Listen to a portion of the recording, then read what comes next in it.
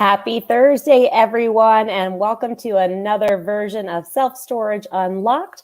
My name is Jessica Johnson. I'm the Vice President of the Storage Business Owners Alliance, and today we are joined by KARI YUKNUS from AlphaStaff. KARI, I'm going to bring you on up. Hi, everyone. Hey, KARI.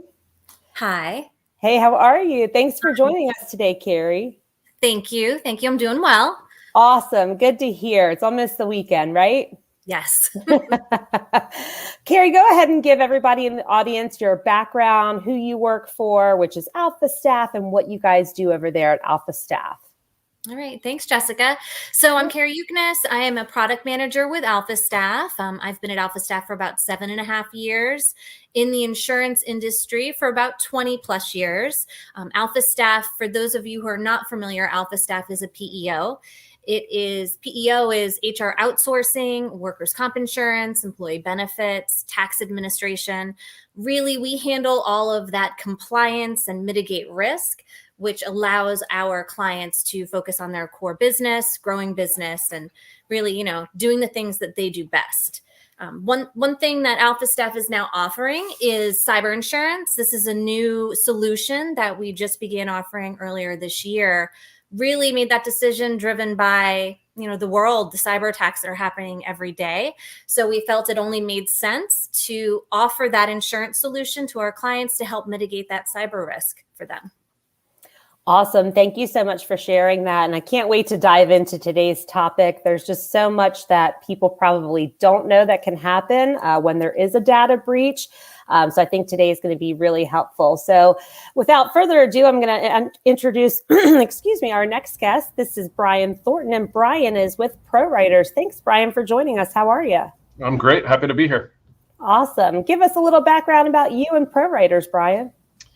Yeah, so I've been in the kind of cyber professional management liability space for over 2 decades, and we started ProWriters in 2013. So I'm the president of ProWriters, and we're a professional cyber kind of management liability, digital wholesale kind of specialist. So we work with brokers and their clients to get them the kind of, these specialty lines where they need kind of expertise around these products. And so cyber risk is one of our biggest products. We've developed a platform to really offer that in an efficient manner downstream to our agents and their clients. And so, we're excited to kind of talk about cyber exposures and risk and everything that goes with it today.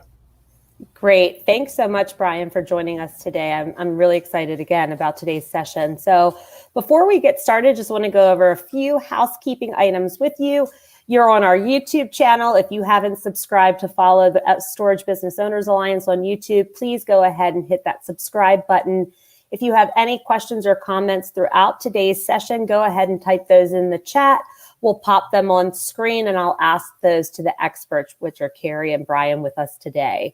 If you like today's session, please let us know by clicking the like button on today's video. And we want you to connect with all of us that are on today's session. So if you go into the description of today's video, all of the links for the Storage Business Owners Alliance, AlphaStaff, ProWriters, ways to get in touch with me, KARI, or Brian will all be right there in that description. We've made it really easy for you to navigate. So please stay connected with us or get connected with us. And that's the way to do it. So we always like to kick off with our polls. We have poll questions for the audience. And today's first question is the one we always start with. Are you a member of the SBOA? Type in 1 in the comments if you are a member and type in no, you are not a member, but you plan on joining today. And just a reminder for anyone out there, membership to the SBOA is still currently free. So take a free advantage of all of those free membership bonuses and perks that we have for you.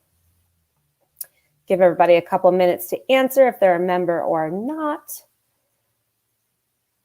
Hey, Wendell, I see that you're out there. Wendell's on the Clubhouse group that I'm on every Tuesday at 9 a.m. Central. If you guys aren't on Clubhouse, I highly recommend that you join and follow that group as well. We meet every Tuesday, 9 a.m. Central. We talk all things self-storage, commercial real estate, investments, etc. And then Kent, I see that you're not a member, but you're definitely going to join today. I'll make sure to get in touch with you. So thanks for answering, everyone. We're going to move on to poll number 2. Do you currently own a self-storage facility, or are you looking to own a self-storage facility? Or third choice is neither. We have a lot of partners that we work with that join in and watch. So those would be the ones that are neither sometimes, or if you're investing in some other commercial real estate out there. So 1, currently own self-storage. 2, looking to own. 3, neither. Go ahead and pop those answers out there in the comments section. Awesome. Thanks, Ken. Thanks, Wendell. Love it. Kent and Wendell, how many locations do you guys currently own? If you want to pop that in the comments, I'm curious to know. Apologize, guys. My sinuses have been on fire the past couple weeks. All right. Kent's got 1. Awesome. Love it. Kent, also, if you want to type in that comments line where your location is, that would be awesome for me to know as well. And I'll definitely make sure to get in touch with you after today's event. All right, next poll. Do you currently carry cyber insurance? 1, yes, I do. 2, no, I do not. Again, after today's session, a lot of you may want to look into this option for your business. Cyber attacks can completely wipe out small businesses. They are costly. We don't want that happening to anyone. So definitely hope that you find today's information of value. And if you want to get in touch with KARI over at AlphaStaff to talk about cyber insurance policy, she would be happy to do so. Yes, for I do carry cyber insurance. 2 for no, I do not. Awesome. Wendell's got insurance. Kent does not. You're going to love today's session, both of you. Thank you guys for answering again. All right, next poll. Do you feel that you are at risk on a ransomware event? 1, yes, I do. 2, no, I do not. Some people might not even know what ransomware events are, and we're going to talk about all of that in detail today. So hopefully, like I said, some great information for you to take back and implement in your businesses.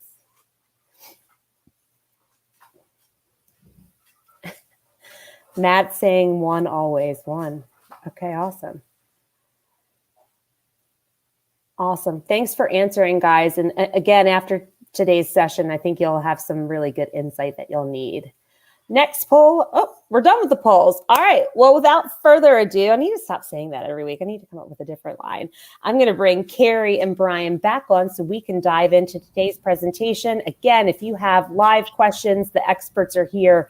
Now is your time to ask them. Put those questions in the chat so we can get those over to KARI and Brian. All right, guys, take it away. Great. So we'll get started. Let me just make sure we get to the right screen.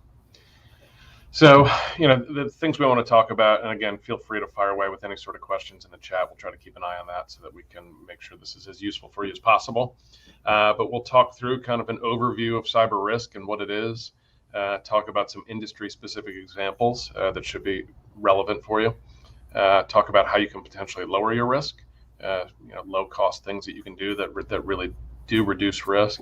We'll do a demo of our platform, which is kind of the way, our Cyber IQ platform, which is the way that you could quickly find out, what it would cost you, and then open it up for any sort of questions at the end. And so we'll dive right in. So when we think about cyber risk, right, there's a variety of different cyber exposures. Traditionally, in the beginning of this product, it was certainly heavily focused on data breach. So whether you took credit cards or healthcare information or had other personally identifiable information, and that's kind of a critical thing to think about with your potential clients, people that are storing things with you. You might have their credit card, you might use a third-party processor, but it's still your responsibility.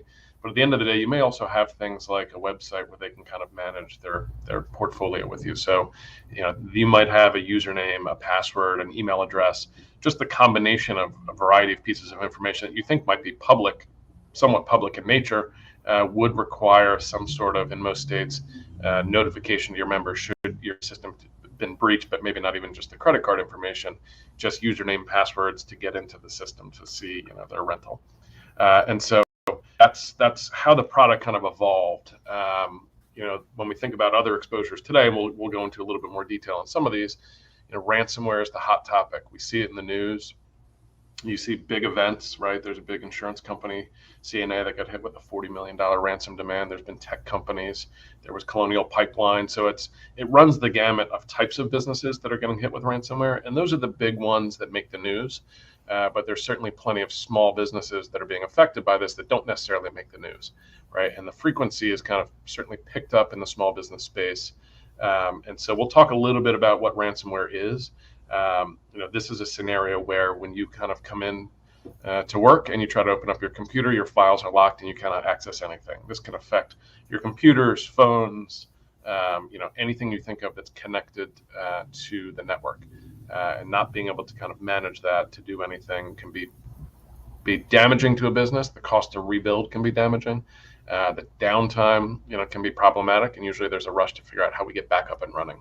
And sometimes that does facilitate, paying an actual ransom, especially if your backups are corrupted and you wouldn't be able to get back up and running, and you'd have to start from zero. Sometimes, people opt to do that because it's the lesser of two evils as far as for them to rebuild. And so that's a big exposure. It affects all businesses of all types. Anyone that's using any form of technology has that exposure to a degree. And the downstream, effects of ransomware are massive. And so the one thing I would highlight for this is, while the big ones are in the news, small businesses are being more and more kind of hit by this. Particularly, we hear a lot of folks say, well, we're not a target, so we're not really concerned. Well, the bad guys aren't, hackers out there aren't specifically saying, I'm going to target this specific business in the small business area. They're looking at software vulnerabilities and searching for people that haven't issued a patch or using a certain software where they know how to get around potential firewalls, et cetera. So there's a scenario where it doesn't matter that you're necessarily not a target. They're just looking for anyone who's got a vulnerability, deploying kind of malware or using their techniques to try to get into your system so they can execute a ransomware event. And so this can affect all businesses, and small businesses are more disproportionately affected by it because a small ransom can be much more damaging than, a Fortune 500 company getting hit by a $2 million ransom payment is not, nearly as damaging comparison to a small business getting hit with a $200,000 ransom event. And while that's in the news and that's an exposure, really that ransom is just the tip of the iceberg as far as the amount of exposure and payments we see on the claim side. So we'll talk a little bit more about that. So the next line on here as far as exposures are digital asset damage, network asset damage. There's a lot of terms around this, but that's really the cost that you bear to rebuild your network, any kind of data you hold electronically. The other thing to think of on the, looking at the image on the right is these policies, while there's exposures, policies do apply to non-digital data as well. So if you lost a filing cabinet full of sensitive information, it would still kind of cover you from that perspective. But so digital asset damage, the cost to rebuild, often this relates to some sort of hack, often related to a potential ransomware event where you're trying to figure out how much would it cost to rebuild all my data, my systems, without potentially paying a ransom, recovering from your backups. Depends on whether your backups are compromised, et cetera. So that's another portion of an exposure. Really, the business interruption can be really damaging, right? So if you are offline and you cannot conduct business, likely people are going to go to the next customer that's providing, or the next business that's providing similar services that is reasonably close if you can't work for a week. And often we see downtime, is extended for certainly more than a week in many circumstances. So, the exposures go beyond just that business interruption, right? It's the recovery, it's lost potential business, it's lost existing customers, it's lost future customers. There's that kind of reputational harm of, if you didn't respond appropriately, often people are kind of turned off by the way you handled a breach. I think in today's day and age, everyone's gotten those letters in the mail, offering them credit monitoring, apologizing for losing the data. If a business handles that process well, typically we see that the reputation with their customers is actually increased if they handle it well. Certainly not damaged significantly. If they don't handle it well, specifically businesses that don't have a policy and don't have the resources in place to manage the response, often they don't handle it well, and then customers leave, future customers won't come, and so it is kind of damaging to the reputation. And then another big exposure that's certainly increased over the past few years is cyber crime, right? So you'll hear a few different terms used around this. There's theft of funds, there's social engineering. A lot of times these claims arise out of kind of phishing or business email compromise events. And what that is a scenario where a business, either someone potentially compromises their credentials and logs in as them and sends money out, wires money out, or more often than not, what we've seen in today's day and age is a social engineering event where someone within the business is tricked into sending their own funds out. So voluntary parting of funds, right? So the kind of treasurer gets an email, looks like it comes from the president or owner saying, please send money here for the following. And it looks like an invoice they would pay in normal course of business. They send the funds, and it turns out that that invoice had been manipulated in the process. And so whether that was a hacker that sent that invoice, the payment goes out, and it's often more than 30 days before you realize that you didn't actually pay the bill you meant to pay. And it's very hard to recover those funds. Sometimes you can, but often you can't. And so that, again, is another claim that we're seeing more frequency on, and as well as kind of damaging small businesses more than large businesses. Yeah, Brian, I actually had that happen when I first started with the SBOA. The email came in from our founder, Ian Bernstein, asking me to buy, I think it was like $5 $50 gift cards. And it seemed like a legit task, right? And I'm like, this is the president and founder asking me to do a task for him. Like, I better respond. And then something still seemed a little off with it. And I ended up calling him, and he's like, oh yeah, that was not for me whatsoever. So real life situation that happened there that I can attest to. Yeah. And there's a lot of that, right? There's just slight little things that are off. At some point we see hackers get into the system and they monitor traffic for quite some time before they try to execute something like that. So they want to see how you communicate and who you communicate with internally via email, where someone would be requesting funds, and they try to mimic that, or they try to, on a monthly basis, come back with a similar request, the following month for a similar type transfer. So they're getting more and more sophisticated, but there are times that something seems off, either in the language or something in the text or something in the actual email address is spoofed, and it's not really coming from that email, even though it looks like it is. So there's a lot of different ways that they can trick you. Oh yeah, for sure. And so when we think about specifically kind of the storage business and the exposures that this specific industry faces, we took a look at CubeSmart, right? They're a large publicly traded business, so they have to, in their quarterly and annual reports, file things about their risks, in their entire annual and quarterly reports. And so we took a couple snippets from here that I think are just worth reading, because this is a sophisticated publicly traded company that is concerned about cyber risk. And so they specifically said, and we won't go through all these in detail, but for the first few, cybersecurity breaches, cyber attacks, failure of our network systems or technology could adversely impact our business and customers and employee relationships. And then, we face system security risks and depend on automated processes on the internet, which could damage our reputation, cause us substantial additional cost, become subject to litigation. There's certainly potentially regulatory possibilities there as far as an investigation if they did have a breach.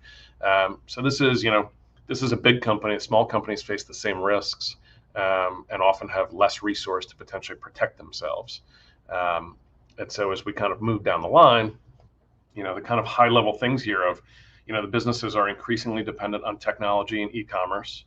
It involves the retention of personal information about customers, usernames, passwords, payment information. So even if you rely, so they list here, we rely extensively on third-party vendors to process transactions, right? So we see this a lot with businesses that work directly with kind of the end consumer, right? They take credit card payment, whether it's on a monthly or annual basis. And a lot of times businesses will say, well, I don't take the credit cards. We have a third party doing that. The way the laws work throughout the United States, and all the states govern these with slightly different rules, but they all specifically say you, the end business, are the one who are responsible. So you can outsource the service, but you can't outsource the liability and the obligation should there be a breach, right? So you still owe it to your customers if there was a credit card breach, that you're the one that's going to be responsible. And so that's where a policy can certainly provide some coverage to potentially notify and deal with kind of PCI fines, penalties, assessments, which we'll talk about a little bit. So that's something critical to think of, especially in this business where you're dealing potentially with a lot of credit card transactions. And then kind of some of these other ones that they list here is they could, see damage from computer viruses, malware, other destructive or disruptive security breaches, catastrophic events such as a cyber attack. Right, so they're worried about hackers penetrating their security systems, misappropriating confidential information, or shutting down or disrupting the business. So these are challenges for large and small companies. Again, there's more data here around the things that they're specifically worried about. as far as network intrusions, legal liability, government enforcements, regulatory investigations. These things may seem far-fetched to a small business, but it's very simple that if you lose more than, in many cases, 100, 200, 500 records, which is a small number, when you think about the number of credit card transactions you may do in a year, you likely need to notify not only all those individuals, but your state attorney general, right? That then potentially triggers a regulatory investigation to say, were your controls adequate? How did you respond? Are you doing the things you need to be doing, right? You need a specialized law firm that knows how to deal with the regulators. The additional thing to think about with that is, it also depends where that consumer is, where their home state is. So you could have a storage facility, say in Florida, but if customers are there and they're storing stuff, throughout the year or part-time, but they actually live in other states, your obligation then extends to multiple states. And then you have to deal with multiple attorney generals. And so you really need often a law firm that's going to manage that entire process. They notify, these different state attorney generals on a regular basis, so they know what they're doing there. They're experts. That becomes costly. And that's where really policies come in and help. And so, these are kind of very specific examples from a larger company in the space that I think are relevant to any size kind of storage business ultimately. And so when we then think about coverage, what's covered under one of these policies, if you think about a data breach and or potential ransomware event, this is kind of the start of where the coverage is. We kind of think about it chronologically, or at least I do. And this would be first party coverage. So it's covering your costs. Typically, the first thing you need to do is you potentially need to notify your specific cyber attorney that comes with a policy. You need to notify your carrier on a timely basis, potentially your broker as well, to help you guide you through the process. And really the first thing you're going to do is bring in a third-party expert forensics firm that's going to be some serious IT folks that know how to deal with ransomware events and data breaches. They know how to dig into your systems and figure out what information was breached, how it was breached, whether they actually accessed this data, whether your obligations are then to notify. That becomes a time-consuming task. It becomes an expensive task. And that's the first kind of point of coverage is IT forensics. Certainly legal starts at the very beginning, that you would bring in a law firm that specifically knows how to deal with data breaches, and that's what they'll do for a living.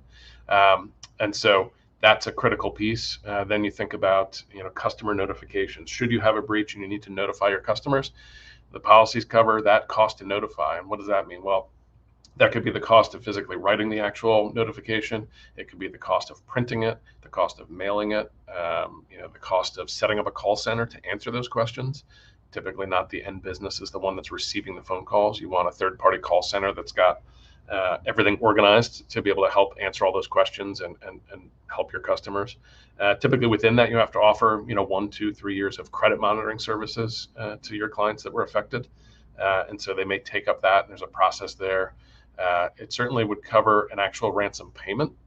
And so to think about that in a little bit, and things worth highlighting are, often when you experience a ransomware event, the actual ransom payment is covered, but it's not up to the insurance company as to whether you would pay that ransom. It's up to you, right? And so that's really where the law firm, the forensics company are going to come in and advise you as to what's happened, how you can recover, right? You may be able to recover from your backups, you may not. If your backups were compromised, they may be advising you, hey, the only way for you to recover is to potentially pay this. And that doesn't guarantee that you can recover, because there's problems with that as well. But they will kind of give you that holistic advice, and then you would need to decide as the business owner, what's in your best interest from a fiduciary perspective, especially if you also are bigger and had shareholders or other investors. And so the ransom payment is covered, but it's ultimately the business's decision whether they pay that or not. Then you would have the kind of business interruption coverage, and there's multiple components of business interruption, right? You have your own interruption. It could be an interruption that's caused by a third party that you rely on to go down. If you have a system that manages kind of reservations, payments, et cetera. If that third party goes down and you can't transact, you can't charge people, you can't accept new customers, there could be a business interruption component that's not your fault if a third party goes down. And then there's something else called system failure. And again, all the carriers use different terms, but system failure is usually a catch-all for some other reason that you have a technology outage. It might not necessarily be a hack or a third party, but it may be a power outage or something to the effect that, a large hardware failure, et cetera. Network asset damage. So that's the other component we talked about. That's that cost to rebuild any data that you hold electronically. That can be very expensive and time consuming if you're not able to recover to try to rebuild all that electronic content. And then again, when we talk about first party coverages, we're thinking about crime and social engineering. Those payments that you potentially made that you're out of pocket whether that was, an involuntary or voluntary payment. Those are all kind of first-party coverages that are all covered by policy and are all real risks. Certainly, data breach, ransomware, and social engineering are probably the three biggest of late. Hey, Brian, I'm going to interrupt you real quick. We have a question from Matthew out in the audience. Are there any signs that there has been a breach that may not be as clear as being locked out or more obvious signs? I'm not sure I fully understand the question. Okay. If there's been a breach that may not be as clear as being locked out or more obvious signs. So maybe it looks like Matt. Yeah. That info is breached and they'll assume it's from a storage facility. Yeah. So now that I see the clarification on the question. Yeah. So there's often a process in understanding where an event kind of derives from, right? One of your customers may be affected. They understand that they're now compromised, but they're not sure exactly where it came from. Often there is a process, and sometimes it takes a little while because there could be multiple breaches out there, and you can't necessarily always tell exactly where the breach came from or which party were breached. There's also kind of criminal hacking groups that take bits and pieces from breaches all over, and they try to compile information specifically on U.S. citizens so that they can pull pieces from multiple places and build a profile about individuals, and then they sell it. And criminals then use that to go after individuals and try to kind of obviously compromise them individually. A lot of times what we'll find in that scenario, just going back to what Matthew asked, is a lot of times businesses might find out either from the FBI or the credit card companies that they've been breached. And what will happen there is often they'll call and say, hey, we've been examining a breach and all these customers calling with fraudulent charges, and the one commonality is that they all are your customers. They've all used their credit card at your shop, and that's kind of the piece that leads someone to tell you, hey, we think you have a problem and you're the source of this. And so it's often, pretty far down the chain when that happens. But yeah, we do see that it takes time, but it's almost always figured out one way or the other as far as where the source of a breach is. So you can kind of figure out ultimately who's liable in all these scenarios. So this probably ties into this question then from Craig. If the credit card company got breached, wouldn't it be their responsibility to take care of all of this and not the storage owner himself? So the breach often doesn't come at the credit card company per se. It's often somewhere in the process. Typically, it's usually at the end retail entity, whether that's a point of sale breach, whether that's kind of external hacking, where they're able to steal the credit card numbers from a specific vendor.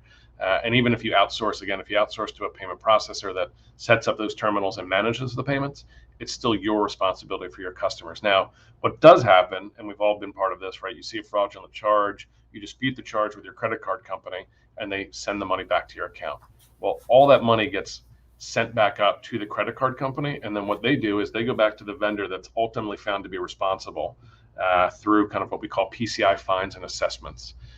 And with that PCI fines and assessments, what they do is they bundle back all the fraud charges, they bundle back all the credit card reissuance charges from all the banks, all the merchant banks, and then they'll say to the end vendor that had the breach, hey, by the way, here's your bill, and you are now responsible to pay this.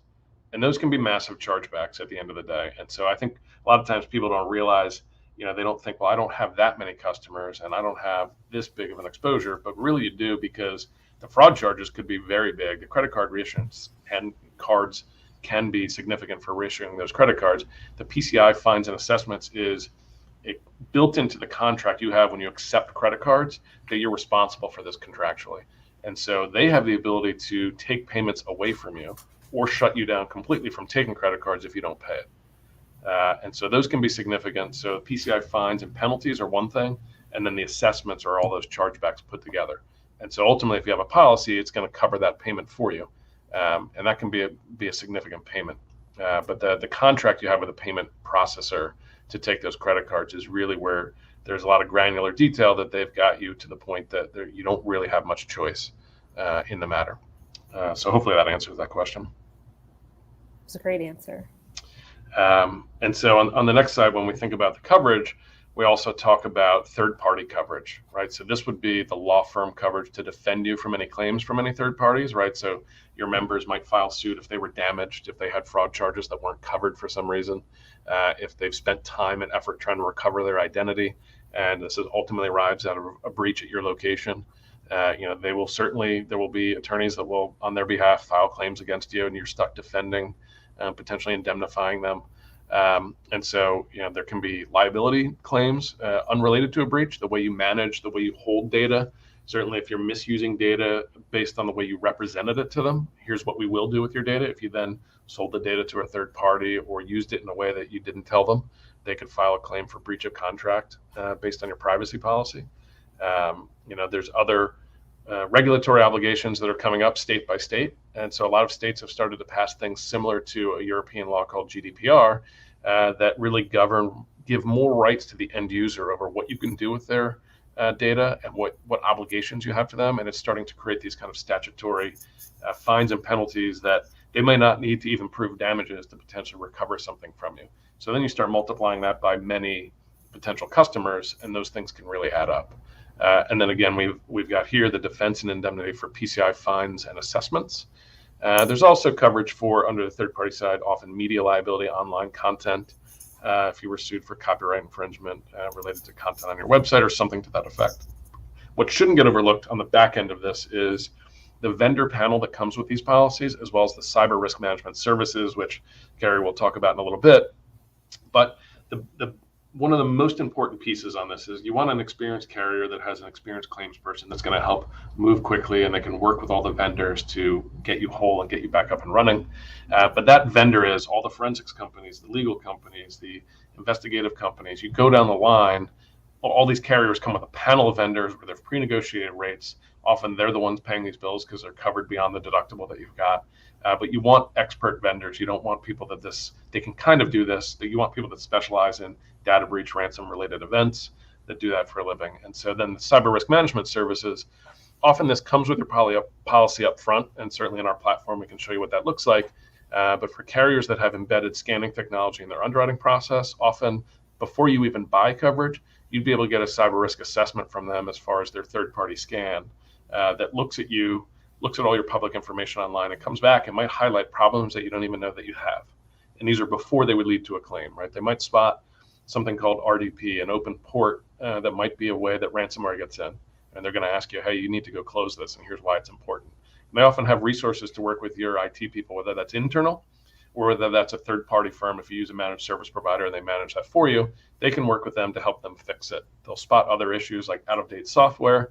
And then often, those same companies, most of the carriers are starting to do this, will give you access to, they'll monitor you throughout the policy period, or as there's a known vulnerability, like this past year, there was one with Microsoft Exchange, right? They'll then scan all their clients to see who's using Microsoft Exchange.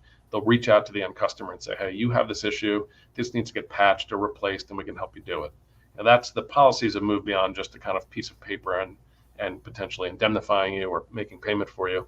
To providing value add services. And so it's really useful to get that upfront at the quote level where we can show you, hey, there's some potential problems, or hey, you look really good, and so you're doing some of the right things. So that's something we'll touch on before the end of this. Yeah, Brian, I'm going to toss this one point of clarification out there real quick from HandyLock. Sorry, it might cover your screen out there to the viewers, but for clarification, I think you had said that the attack normally doesn't come through the credit card processing, but let's just throw this out there. If someone like merchant service credit card processing were to be breached and our customers were affected, that means we are responsible, not merchant services. So that's correct. So there's then the contractual kind of view that you could look at that. You could potentially file a claim against them if you think they were responsible and it wasn't your fault. But you're stuck kind of legally, you have the obligation to make your customers whole. Then there can be a contractual dispute. And so do you want to be disputing something with a merchant service bank? Do you want to be, or any sort of IT vendor that was involved in the process and letting the courts kind of deal with this over often years? Or do you want your policy to make the payment and then potentially subrogate if they think they can win? There's not been a lot of subrogation in this space because often it's going to take a long time. It's going to cost a lot of money, and you're not necessarily going to get a huge benefit out of it. And so we haven't seen tons of subrogation in this space. That may change over time, but certainly, yes, the legal obligation is with the end business that has brought that customer in, regardless of how you've outsourced that. So that is a challenge, certainly for kind of people that are taking credit cards. And so I think people get lulled into a false sense of security, usually from the people that are selling those systems. Hey, we're PCI compliant. You don't have to worry about it. We'll take care of you. nothing's going to happen. We're always going to make you whole. It's really not true when you look at the contracts and the way it works, and certainly legally the obligations that are there. And at the same time, do you want, if let's say a merchant somewhere, whether it's an IT vendor or a merchant service bank that had the actual issue, do you want them notifying your customers and managing that message to them, or do you want to manage that and then seek recourse against them?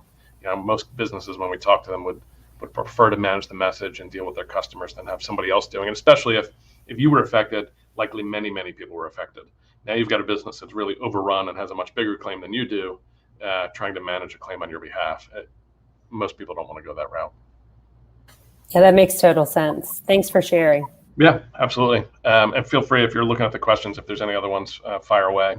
But I think this is an important slide that hopefully is useful for people, which is things you can do to reduce your risk, right? And a lot of these, what we've tried to target here are low-hanging fruit, less expensive things. And some of these are going to be kind of mandatory requirements for you to get cyber insurance coverage in the future. But certainly we see all of these reduce the number of claims that you've got, reduce the severity, improve kind of your risk posture so that you don't experience an event, make it way more difficult. And often if you're difficult to for a hacker, they might just move on to kind of easier targets.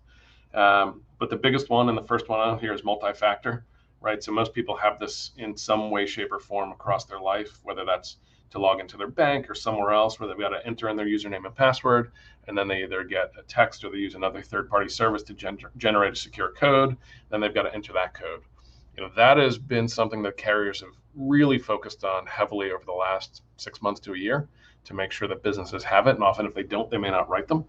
And the reason they think it's important, and I would agree with, is that this should mitigate, potential intrusions where credentials are compromised. It should alert you right away, because as soon as an end user sees, hey, I didn't ask for this code, why do I keep getting this code telling me I need to log in? I'm not trying to. It alerts you to kind of alert the IT department so they can start an investigation before a hacker potentially gets in unnoticed. Then they try to spread laterally to get to the right user that's got the right credentials to ultimately get into the systems that they're looking for. That often takes time. So if you can spot them early, you can often stop this before it turns into an event where it's a true breach where you need to notify. So multi-factor authentication, or MFA, and it should be enabled for access to your email as well as any remote access to your network, and certainly for any privileged users. So that would be your IT department or anyone high up that would have access to servers and backup tapes or cloud-based backups. There should also be some level of MFA there. But for email, often if you're using G Suite or Office 365, it's there. You just have to turn it on. So it's not something that's this big expensive feature that is going to cost a lot of money. And if you're using an MSP, it might be that you ask them to do it for you, and maybe it takes them a day, and maybe they spend an hour or two on it. It's not a major expense, and that's a one-time cost. And then once it's enabled, it's enabled.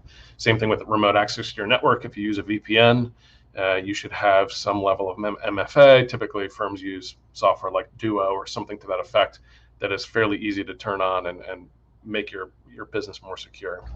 The next one on here we talk about is cloud-based backups or segregated backups. Really what that means is having some sort of wall between, if someone did intrude your system, that they can't necessarily get into your backups and compromise them as well. So often we kind of recommend a 3-2-1 strategy of multiple copies of your data and putting it in different places, and having one of them not tied into your network directly, whether that's an air gap or cloud-based backups often work for this, so that should you be compromised, there's relevant new data that's there that can easily restore you, and then you're maybe only dealing with a very short window of data that you have to kind of rebuild yourself. That helps you, the business, get back up and running way faster, but also reduces the potential business interruption and cost to rebuild, which ultimately should lower your premium or allow you to get better coverage. A secure email gateway. So I listed a couple of vendors here. This is a service you might pay a few dollars a month per user, but ultimately that should reduce the amount of spam that gets into your network. It's way beyond just a typical filter that you might have. These are really important because email is the kind of gateway for any traffic to kind of come into your network. And it's very easy for end users to click on something and not realize it's bad. And they might not even realize nothing necessarily happens when you click on something, but there may be something happening in the background where they're now getting into your network and you don't even know. It looks like you've just clicked on an attachment. You realize you don't know what it is. You might delete that email, but it may be too late. So secure email gateways certainly eliminate a lot of that known bad traffic.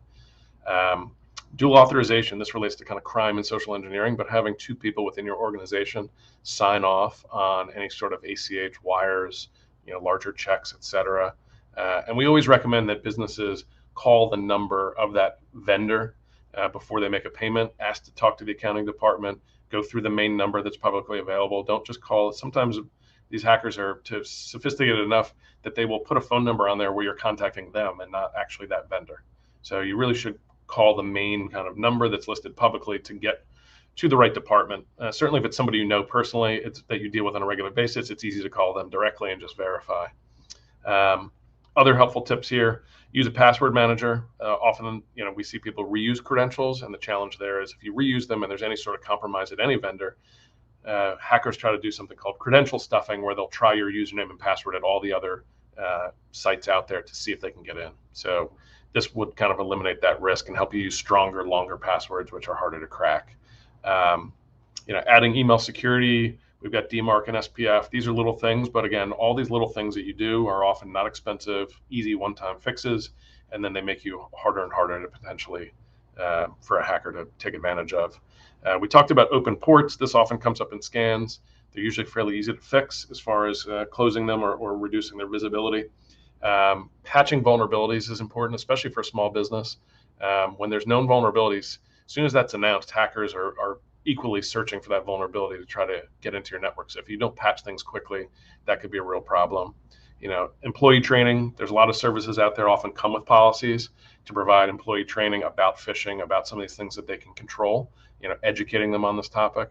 And then lastly, obviously a cyber insurance policy is the way to kind of transfer some of this risk, but it is a holistic approach. In my view, you've really got to do a lot of these things, but these are all kind of, in our view, low-hanging fruit that you can easily move forward with. And so I think the next piece on our agenda I can fly through is just our platform. So we've made this available via AlphaStaff to the Storage Business Owners Alliance. All the members would be able to get into this site. So I'll quickly walk through just the way to get a potential quote. And what's nice here, I'll maximize this so you can see everything. This is about as straightforward and simple as possible, but this is a test system, but I'll drop something in here so we can look at it.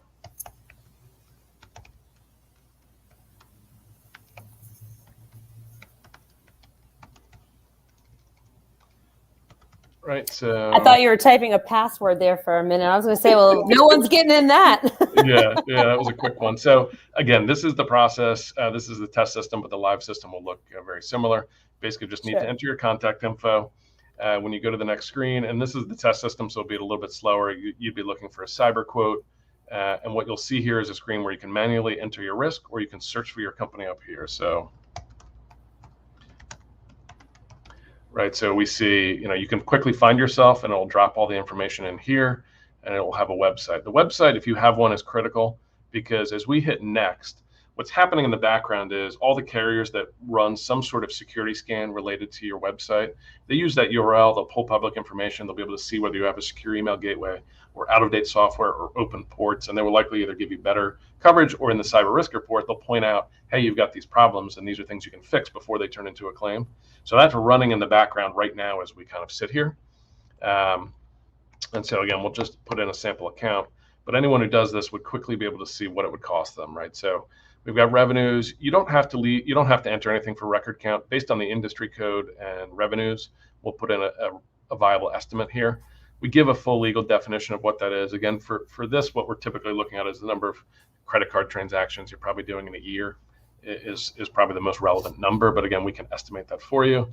You can pick your desired limit. For now, we'll just say $1 million. If you've had a claim, you can say yes and enter a bunch of data.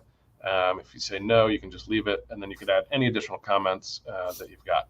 That's all the information we need to kind of start the process. And when you click next, you'll see kind of some of the carriers and what they would offer instantly. And then certainly KARI and her team at AlphaStaff would be available to walk you through the differences between all these options, the carriers, the coverage, the differences between them to find the right one for you, the right limit, answer your questions about your specific exposures, concerns, the coverages, the services that come with it. So again, this is the test system, so it's going to be a little bit slower than the live system, but you'll get, a sense of what happens here, right? So we've got a few carriers. It looks like one more coming. So you've got 3 quotes so far, just because when this says referral, we still may be able to get a quote out of any one of these carriers. Sometimes if they're running a security scan, it may still be running in the background and just need another minute, and we'd be able to provide that. But if you leave these boxes checked and say, okay, I want to get these kind of quotes, as you click this, what's happening is, all the documents, the quotes are being put together for KARI and her team. They'll be able to review them. They'll be able to call you and walk you through and provide the full documentation of the quote letter with all the endorsements, a comparison of how these stack up and what's the difference, right? Because these price points are similar, but the coverage may be very different. And then, what you'll start to see is some of these cyber risk reports, once they complete, will pop up. And if they don't, they'll come with your quote letter. And that would be something that, again, KARI, you could talk to that kind of show you potential issues. And that base as well highlights any major red flags out the gate. And again, you'd get a copy of that with your quote letters. That's all it takes to understand, what it's going to cost you. I'll stop on that because we want to keep that as simple as possible. For sure. And so the audience knows the Storage Business Owners Alliance, we went through this process with AlphaStaff. And it was funny because as I was doing this back and forth with KARI, I'm like, no, we're good. I know we're good. We have an IT company, like we're solid, we're good to go. And the results, don't want to say they were alarming, but they were definitely enlightening for me. And KARI, we can expand upon that when you go into your section here. So. Yeah, no, that's a great intro, Jessica. I mean, so many businesses feel that, I'm not really at risk, or I'm small. I only have 3 employees. And just like Brian mentioned, it's more of, these cyber hackers looking through those vulnerabilities. It's not necessarily all about your size or how many transactions you're doing. So, with SBOA, when we did this for Jessica, it came back that they were at risk for a ransomware attack, and that wasn't something that was anticipated, right, Jessica, on your end? So Definitely not. It was really great for us to be able to do that risk assessment first, to identify those security gaps and give that information back to SBOA and their team, their IT team, to really, look at some of those gaps and get them fixed. So again, we are so happy to do this for you guys. These risk assessments are free. As Brian just showed you, it just takes a couple questions to answer. And a few of those carriers offer those risk assessments pretty quickly. So, once you put that information in and you get those quotes and those risk assessments come up, I'm happy to spend some time with you just to look over everything.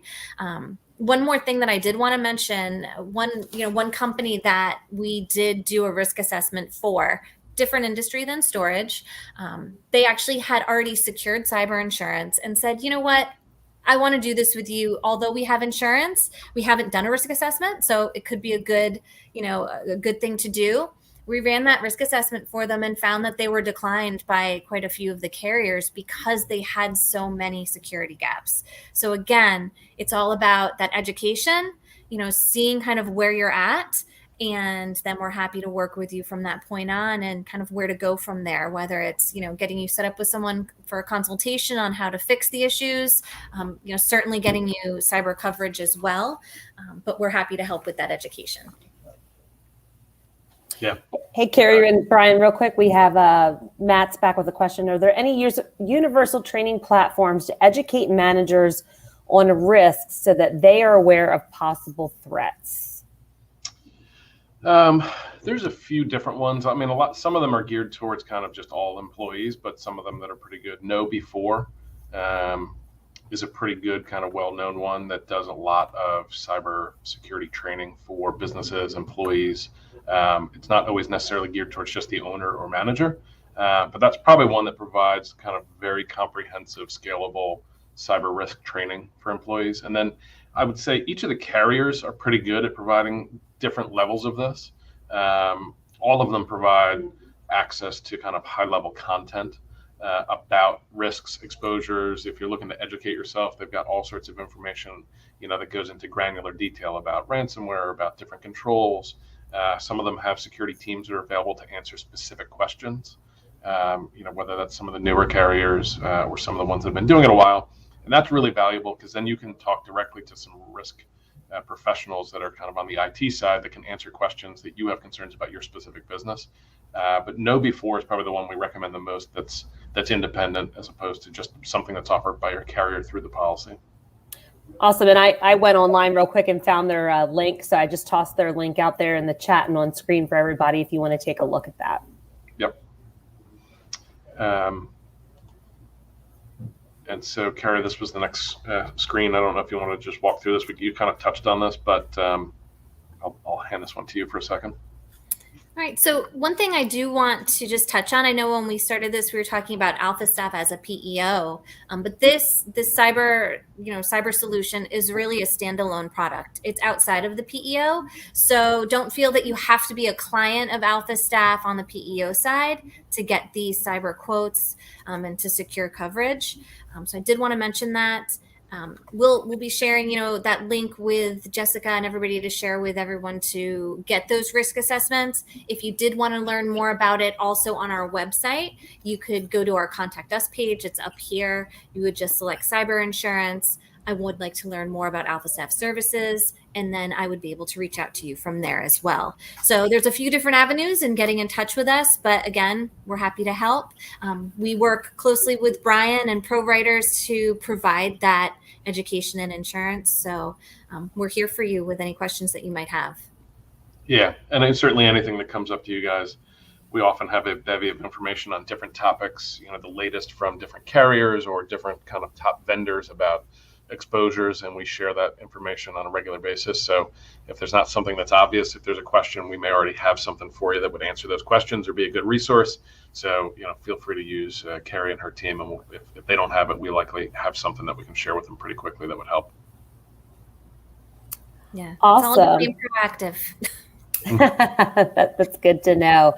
Well, we have a couple minutes left. We've got about 8 minutes left. If you have any final questions in the audience, please feel free to ask those now while we have the experts here live. We'll stay here for a few more seconds and see if any questions come in. And if not, we'll just wrap up a little early today. But KARI and Brian, again, thank you so much. That was a really informative session. Love all of those different tips that you gave, Brian, that can kind of help, that are low cost where they don't have to go spend tons of money. I think that that's really helpful for some of our owners and operators in the industry for sure. Yeah, absolutely. It's our pleasure. Awesome. And it just so the audience knows, if you have questions and you don't want to ask them live right here, you want to get connected, again, all of the links to get connected with KARI or Brian are in the description of the YouTube video. You can email me. You can contact the Storage Business Owners Alliance. We would be happy to get you connected. We work directly with AlphaStaff. So again, please feel free to reach out if you have any further questions or are interested in getting a risk assessment or even getting some quotes on some policies out there. Well, awesome. Well, I don't think we have any other questions coming in. Wendell said, great session. Thanks. I'll toss this up here. Thanks for the shout out, Wendell. I'll see you next. Well, I won't see you on Clubhouse, but I'll hear you on Clubhouse next Tuesday. KARI, Brian, thank you so much for your time today. It was a pleasure and a great session. I will echo what Wendell had to say there. Thanks a lot, guys. You're welcome. And if everybody can just stick behind for a quick second, we have an announcement for an event that's coming up very soon.